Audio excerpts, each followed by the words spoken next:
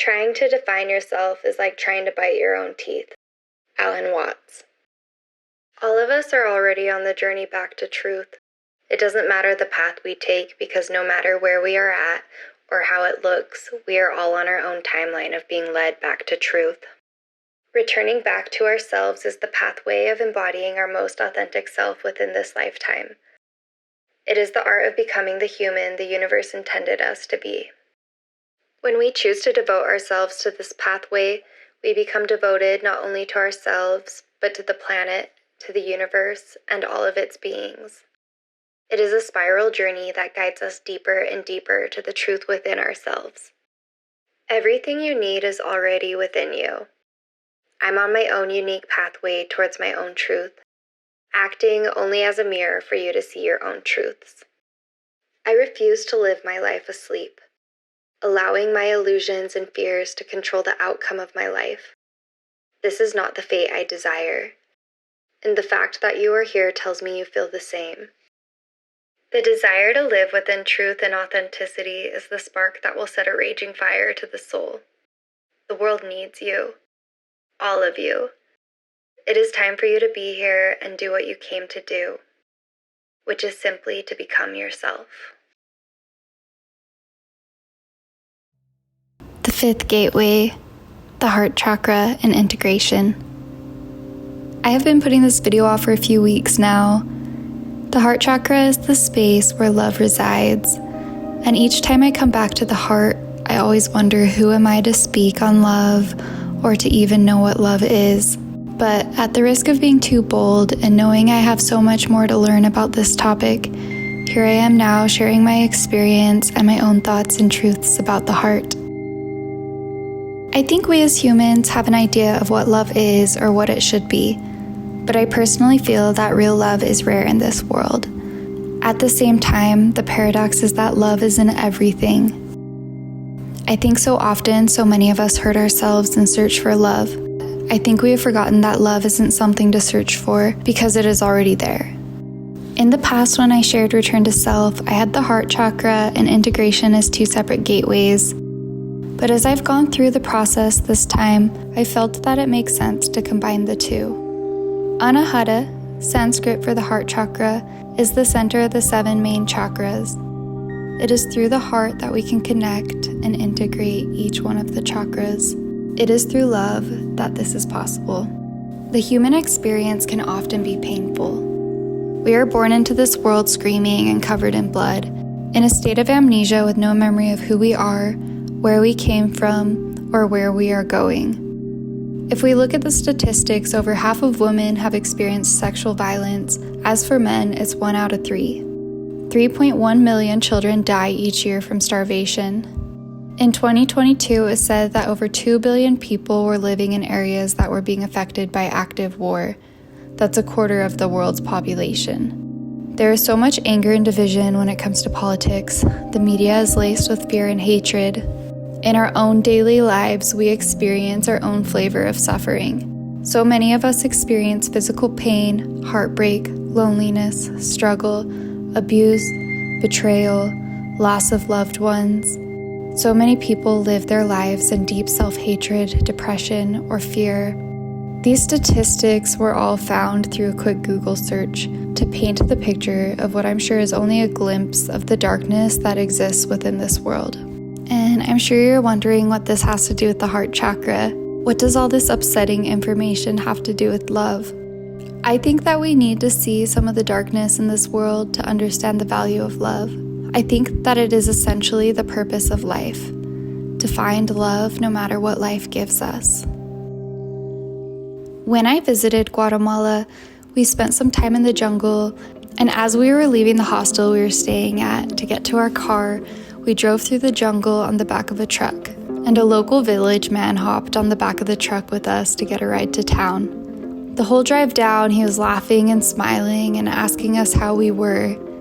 We parted ways and got to our car to drive to Guatemala City to get back to the airport after a couple weeks of traveling. We had a 7-hour drive from the jungle. Just at the beginning of the drive, we were stopped at some construction and we heard a knock on our window. It was the local man in the truck that we drove down with.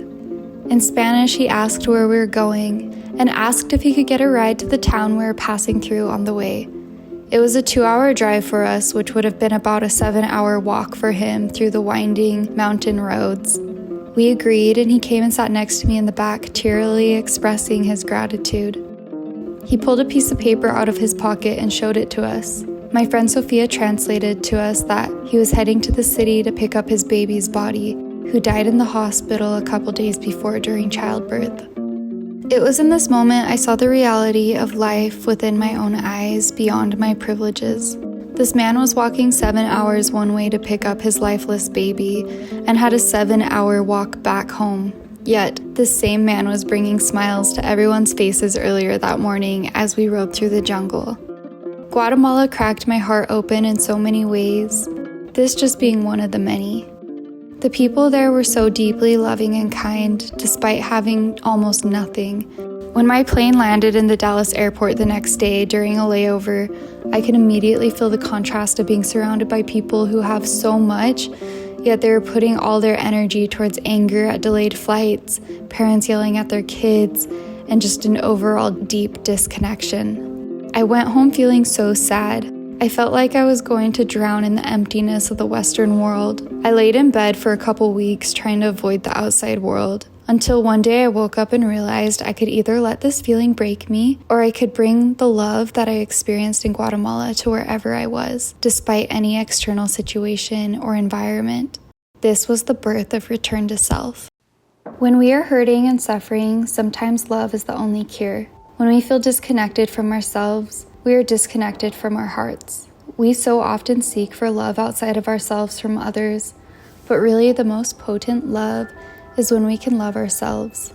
Because how could we ever spread love when we don't feel that love towards ourselves? And this is where integration takes place. As Carl Jung says, the process of integration is which both the collective and the individual unconscious are integrated into the personality. We can consciously go through acts of connecting to our body or mind by physically doing things or thinking things. We can consciously try to feel our way through things. We can create through the replication and imitation of other creations. We can express by saying the scripted words we think we should say. And that's what a lot of people in the collective do. We move through life like machines, trying to do our way through life. But through the heart, that's where we connect to the self. When we do things through love, things are birthed through us in pure authenticity and truth. There becomes less doing, less thinking, less acting and less pretending, and more being. When you start to take the path of the heart through each gateway of return to self, you start to truly return back to yourself. Here are some questions I ask myself to move towards inviting more love through each gateway. The first gateway, the root chakra. What is the most loving way I can connect to the physical realm, my body, and this present moment? The second gateway, through the crown chakra and the third eye. How can I connect deeper to my spirit, my intuition and visions in the most loving way? The third gateway, through the womb. What comes through me when I am creating in a space of love? The fourth gateway, through the solar plexus and the throat. How can I reclaim my power through love? How can I embody love and express my truth in a loving way? The fifth gateway, through the heart and integration. How can I consciously allow love and openness in all areas of my life? What deeper message is love showing me?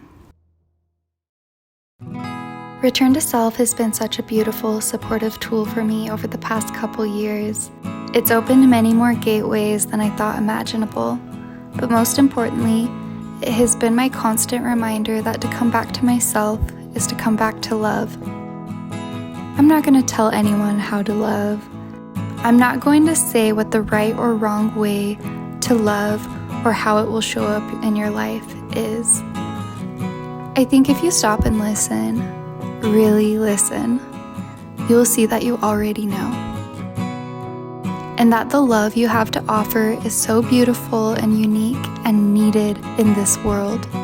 Every time I go through the full spiral of return to self, I am relearning these truths within myself over and over again. It brings me back to a practice that reminds me that I am human and life can be beautiful. These videos are my little offerings to myself and whoever they may find and inspire. I hope you take the time to look inward and ask yourself the questions that come up so you can look within and find your own answers. My hope was to share as much information in this process so that people can take it and work with it on their own. But for those who feel like they want to dive deeper and want the extra support, I do offer limited one-on-one sessions, only for those who are willing to put devotion and effort into their practice. For more information, you can reach out to me through the email in the description below. Thank you so much for watching. If this resonated with you in any way, please leave a comment below. I hope you have a beautiful day.